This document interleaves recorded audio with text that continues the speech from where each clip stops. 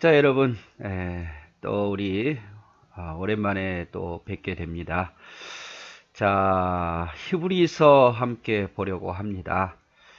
음, 히브리서 이제 신약이니까 조금 천천히 시간과 관계없이 또 범위와 상관없이 우리 말씀을 한번 보겠습니다. 여러분이 이 성경을 또 이렇게 듣고 봄으로 조금이라도 여러분 좀 이해했으면 좋겠고, 여러분 스스로 성경을 읽는데 큰 도움이 됐으면 좋겠다라는 마음으로 히브리서를 보려고 합니다. 자, 히브리서의 저자는 누굴까? 알 수 없은 무명 이렇게 돼 있어요. 성경에서 유일하게 무명이죠. 누가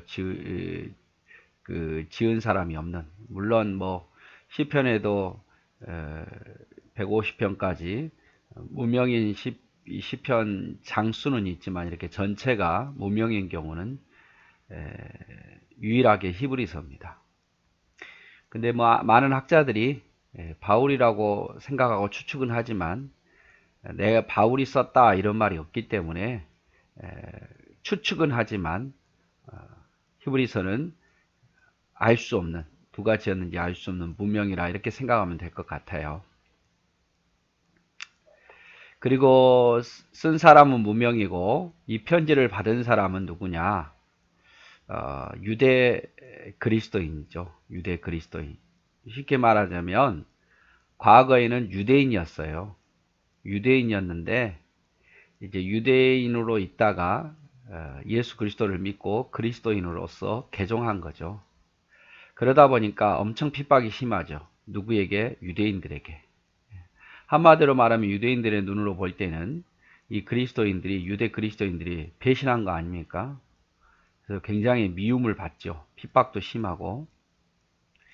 자, 이렇게 핍박과 고통이 심한 이 유대인들을 위해서 이 히브리서 기자가 너희가 믿는 그리스도인으로서 기독교의 우월성과 유대교보다 훨씬 더 우월성이 있고, 너희가 믿는 예수 그리스도가 훨씬 더 천사보다도, 선지자보다도, 또 심지어 모세, 아론, 그리고 여호수아보다도 훨씬 더 뛰어난 분이기에 그걸 일일이 다 설명을 하고요, 증거를 말하고, 그러므로 너희는 복음에 있어서 굳게 붙잡으라 이렇게 표현하고 있었습니다.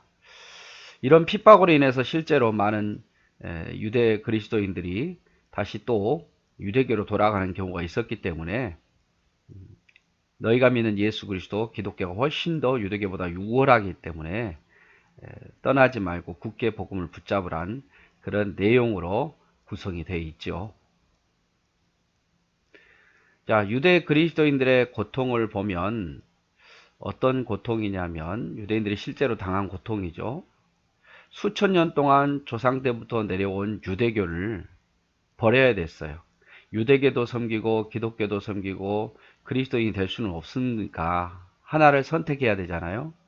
그런데 유대교는 수천 년 동안 조상 때부터 아버지, 할아버지, 뭐 증조 할아버지, 고조 할아버지 그때부터 쭉 내려온 유대교를 버리고 이제 예수님을 섬기는 일이죠. 유대인들이 볼 때는 예수님을 죄인이라고 여겼는데 그 죄인이라고 여기는 유대인들이 생각하는 그 예수님을 구세주로 섬기는 일이에요. 그러니까 얼마나 힘든 거겠습니까? 조상 때부터 쭉 지켜오던 것을 이제 버리고 유대인들이 죄인이라고 말한 그 예수님을 메시아로, 구세주로 섬기는 일이에요. 결코 쉬운 일이 아니겠죠? 결코 쉬운 일이 아니에요. 그리고 이제 그리스도인 됨으로 율법으로 구원받는 것이 아니라 예수 그리스도를 믿음으로 하나님의 은혜로 구원받는 것을 믿는 거죠. 유대인들의 눈으로 볼 때는 율법을 부인하는 것처럼, 하나님이 주신 모세를 통해서 주신 율법을 부인한 것처럼 보일 수밖에 없었습니다. 그게 더 미운 거죠. 그러나 바울은 여기에서 어떻게 말을 하냐면 율법으로 우리의 죄를 깨닫는다. 우리의 부족함, 죄를 깨닫게 되고 그 율법이 죄를 깨닫게 함으로 우리가 하나님 앞에 더 엎드리게 만든다. 그것이 율법의 역할이다. 이렇게 표현하죠. 우리 그리스도인들은 율법을 부인하는 것이 아니라 율법의 역할은 우리의 죄를 깨닫게 하고 하나님께 엎드리게 나아오게 한다. 그런 역할이다. 이렇게 바울은 설명을 하죠. 그러나 율법으로 구원을 얻는 것은 아니다. 오직 구원을 얻는 방법은 예수 그리스도를 믿고 자신의 죄를 회개하고 예수 그리스도를 믿음으로 구원을 얻는다. 이렇게 바울이 정의를 하지요.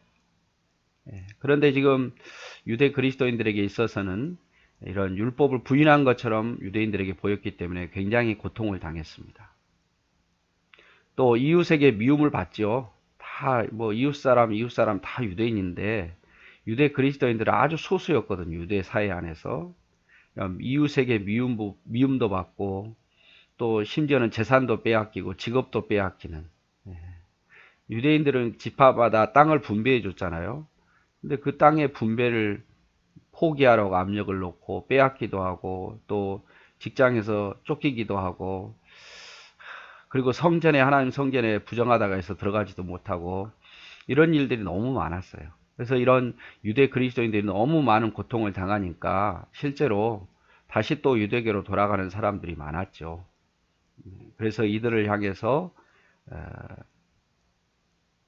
기독교가 훨씬 더 그리스도인들이 뛰어나니까 떠나지 말 것을 당부하고 있습니다. 자, 이제 본문을 한번 볼까요? 1절. 옛적의 선지자들로 여러 부분과 여러 모양으로 우리 조상들에게 말씀하신 하나님이 이 모든 날 마지막에 아들로 우리에게 말씀하셨으니 이 아들을 만유 후사로 세우시고 또 저로 말미암아 모든 세계를 지으셨느니라.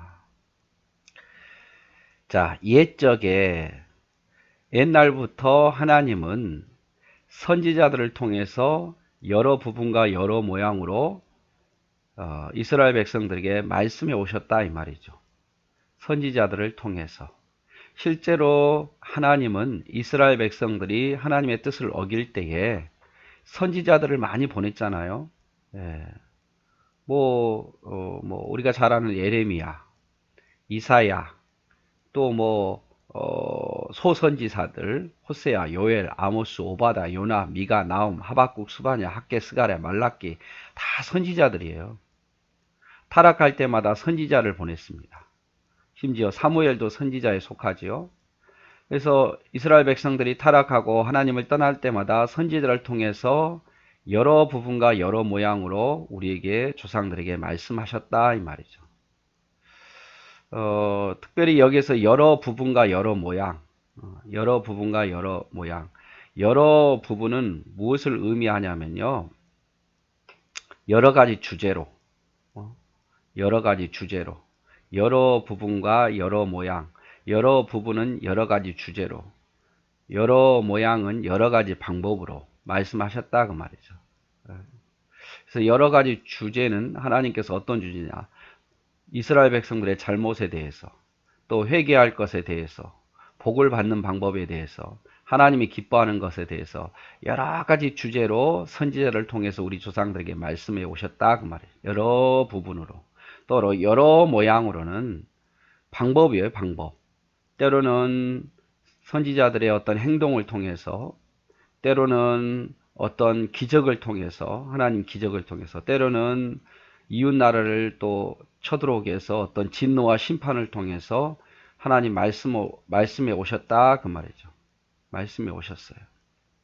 그래서 옛적에 하나님은 선지자들로 여러 주제, 여러 부분들과 여러 모양, 여러 가지 방법으로 우리 조상들에게 말씀해 오셨다 그 말이죠. 그런데 여러분 들었습니까? 안 들었죠. 이스라엘 백성들이 안 들었어요. 선지자를 아무리 통해서 보내도 안 들었어요. 그래서 이 모든 마지막 날은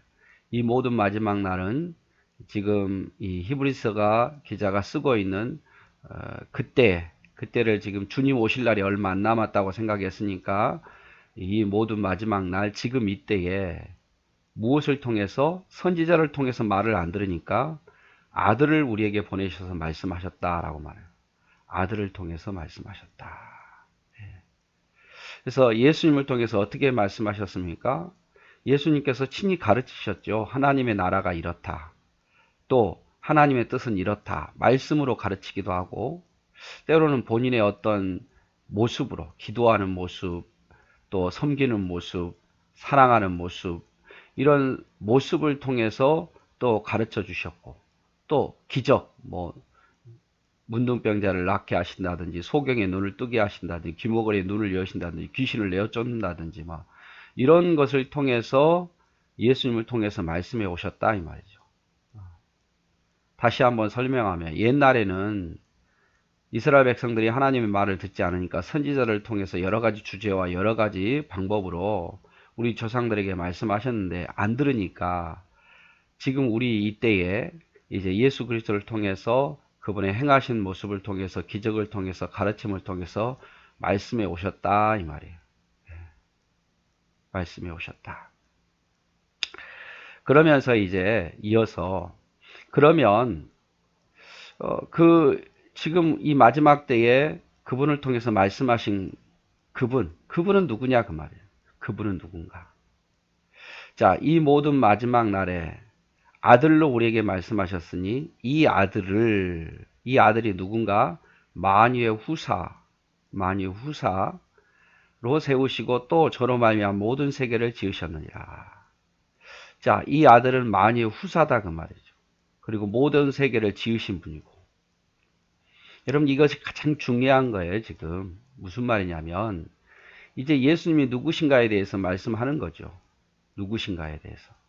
여러분 스스로 한번 질문해 보십시오. 여러분은 예수님을 어떤 분으로 생각하십니까? 여러분은 예수님을 어떤 분으로 생각합니까? 여러 가지 이야기를 하겠죠. 그런데 정말 여러분은 예수님을 어떤 분으로 믿느냐 그 말이죠. 그 예수님에 대한 절대적인 믿음과 예수님에 대해서 크게 느껴지면 신앙생활을 믿음에 굳건히 설 수 있어요. 그러나 예수님이 작게 여겨지고 능력이 작다고 생각하면 우리는 예수님을 희미하게 믿을 거예요. 자, 예수님께서 사람들에게 물으셨죠. 너희는 나를 누구라고 생각하느냐? 사람들이 나를 누구라고 말하더냐? 이렇게 말하니까 뭐 선지자 중에 하나, 뭐 세례 요한이 살아났다, 뭐 이렇게 이런 이야기 저런 이야기 하는데, 예수님께서 또 질문하죠. 그러면 제자들아, 너희는 나를 누구라고 생각하느냐? 이때 베드로가 뭐라고 말하죠? 예, 주는 그리스도시요 살아계신 하나님의 아들입니다. 마태복음 16장에 나와 있잖아요. 예수님 너무 기뻐하셨어요. 왜? 베드로와 같은 생각을 해야 돼요. 다른 사람들은 뭐 선지자 중에 하나, 평범한 사람보다는 뛰어나지만 그 정도밖에 생각 안 했다 그 말이에요. 그러나 베드로는 이렇게 말합니다. 주는 그리스도시요 살아계신 하나님의 아들, 메시아이시며 하나님의 아들이시며 우리의 주인 되신다 이 말이죠. 그러니까 신앙이 더 굳건할 수밖에 없는 거예요. 그래서 우리는 중요해요. 예수님이 누구신가? 어떻습니까? 여러분은 예수님을 어떻게 생각하십니까? 크게 생각하십니까? 작게 생각하십니까? 어느 정도 능력 있는 분이라고 생각하십니까? 그에 대한 답을 잘해야, 확실한 답을 할 수 있어야 우리가 예수님을 더 잘 섬길 수 있고 믿음으로 살 수 있는 거예요. 그러면서 오늘 히브리서 기자가 예수님이 누구신가에 대해서 7가지로 설명합니다. 여기 하고 마칠게요. 7가지. 첫째, 만유의 후사. 2절에 만유의 후사. 이 만유의 후사는 뭐냐? 쉽게 말하자면 하늘 아버지께서 누구에게 권세를 넘기셨느냐? 이 세상을 다스릴 권세를 예수님께 넘기셨어요. 그래서 만유의 후사예요. 만유의 후사. 예수님께서는 모든 권세를 하늘 아버지께 받은 만유의 후사. 그런데 로마서 8장 16절 18절을 보면 우리도 또한 그의 후사라고 말해요. 예수님과 함께 하나님의 나라를 이어받고 예수님과 함께 하나님 나라에 통치할 사람, 주인이다 이 말이죠. 그래서 하늘 아버지께서 예수님께 모든 권세를 넘기셨고, 이 모든 권세를 심판을 행하신 후에 다시 하나님께 올려드리겠습니다마는 우리 또한 만유의 후사예요. 그래서 예수님은 누군가 만유의 후사예요. 모든 세상을 다스릴 수 있는 권세를 가지신 분. 사도행전 2장 23절, 마태복음 28장 18절에 되어 있습니다. 자, 예수님은 누구라고요? 만유의 후사, 모든 권세를 하나님께 이어받은 분. 두 번째로 만유의 후사고, 또 저로 말미암아 모든 세계를 지으셨다. 세계를 지으신 분이에요. 창조주란 말이에요. 예수님은 창조주예요. 창조주. 요한복음 1장 1절에서 3절에 보면 말씀으로 세상을 창조했다. 창세기 1장 1절에 보면 하나님이 태초에 세상을 창조했죠. 그런데 그 히브리어 원문에 보면 엘로힘이에요. 단수가 아니라 복수예요. 성부, 성자, 성령께서 함께 창조하신 거예요. 여러분, 성부 하나님 혼자 세상을 창조하신 것이 아니라 성부, 성자, 성령이 공히 함께 창조하셨어요. 물론 성부 하나님이 주사역이시지만, 주되셨지만, 그러나 성부, 성자, 성령이 늘 함께 하신다고 말이에요. 모든 일에 성부, 성자, 성령이 함께 하셔요. 성부 따로, 성자 따로, 성령 따로가 아니라 그 말이에요. 그러나 주된 사역은 다르죠. 그래서 예수님은 세상을 창조하신 분. 다시 한번 볼까요? 예수님은 이 아들을 만유의 후사로 세우시고, 예수님 만유의 후사예요. 또 저로 말미암아 모든 세계를 지으셨느니라. 예수님은 세상을 지으신 분이에요. 또 계속 예수님은 하나님의 영광의 광채시요. 영광의 광채. 이 영광의 광채라는 것은 뭡니까? 하나님을 비추어주는 빛이다. 그 말. 하나님 빛. 그래서 예수님을 통해서만 하나님을 알 수 있고 볼 수 있어요. 하나님을 비춰주는 거울이 누구냐? 예수님이다. 그 말. 하나님의 영광의 광채. 또 그 본체의 형상. 형상이 뭡니까? 성품이죠. 예수님은 하나님의 성품을 드러냅니다. 그래서 빌립이 이렇게 말하죠. 우리에게 하나님 보여달라고 예수님께 말하자. 예수님께서는 나를 본 거로 곧 하나님을 보았다라고 말하죠. 예수님은 하나님의 형상이에요. 그래서 예수님을 잘 보면 하나님의 모습을 볼 수 있어요. 예수님의 마음이 곧 하나님의 마음이에요. 왜? 닮았으니까. 그래서 성경에 이는 예수님은 하나님의 영광의 광채, 하나님을 비추시는 거울이고 그 본체의 형상이라 하나님의 모습과 닮은 성품이 닮은 분이다 이 말이죠. 또 그의 능력의 말씀으로 만물을 붙드시며 만물을 붙드신다. 능력의 말씀으로 만물을 붙드신다. 만물을 운행하신다 그 말이에요. 관리하시고 운행하시고 지키시고 말씀으로 무엇으로? 능력의 말씀으로 만물을 붙드시고 죄를 정결하게 하는 일을 하시고 자, 예수님은 죄를 정결하게 하시는 일. 그래서 예수님께서 친히 양이 되셔가지고 우리를 위해서 십자가에 죽으심으로 내 대신 죽으심으로 피 흘려서 우리의 죄를 깨끗하게 하셨잖아요. 죄를 정결하게 하시는 분. 또 높이 계신 위엄의 우편에 앉으셨느니라 이렇게 표현하고 있습니다. 위엄의 우편에 앉으십니다. 하늘 보좌의 우편에 앉으신 분이다 이 말이죠. 자, 오늘은 여기까지 아마 해야 될 것 같고 다음은 못할 것 같아 시간이 안 돼서 자, 그래서 여기서 지금 말하고 싶은 것은 예수님의 누구신가 7가지 하늘의 영광의 광채 본체의 형상 능력으로 말씀을 붙드시고 마음을 운영하신다 그 말이죠. 죄를 정결하게 하시고 우리 죄를 정결하게 하신 우리를 위해서 죽으셔서 사해 주셨죠. 위엄의 우편에 앉으심 모든 걸 통치하시고 그 우편에서 또 우리를 위해서 처소를 준비하신다 그랬잖아요. 우리를 위해서 중보기도 하시고 우리를 위해서 대변하시는 분. 여러분 이 7가지를 좀 잘 보시면 좋겠어요. 예수님은 누구신가? 우리 스스로 질문하시면서 내게 있어서 예수님은 누구신가? 어떤 분인가? 어느 정도 능력 있는 분인가? 예수님은 만유의 후사, 하나님께 모든 권세를 이어받은 만유의 후사요. 예수님은 모든 세계를 말씀으로 지으셨고 또 예수님은 하나님의 영광의 광채, 하나님을 비치는 거울이요. 예수님은 하나님과 똑같은 본체, 닮은 본체의 형상이고 예수님은 능력의 말씀으로 만물을 붙잡고 다스리고 계시고 예수님은 죄를 정결하는 일을 하셨고 또 예수님은 지금도 하늘 보좌 우편에서 우리를 위해서 기도하시고 처소를 준비하시고 대변하시고 우리를 살피고 계신다 그 말. 그분이 바로 예수 그리스도. 그러므로 너희는 너희 복음 되신 예수 그리스도를 잘 붙잡고 이 예수 그리스도를 붙잡고 흔들리지 말아라. 다시 유대교로 돌아가는 일을 하지 말라. 이렇게 당부를 하고 있습니다. 네, 오늘 히브리서 첫 번째 시간 우리 같이 함께 보았습니다. 사랑하고 축복합니다.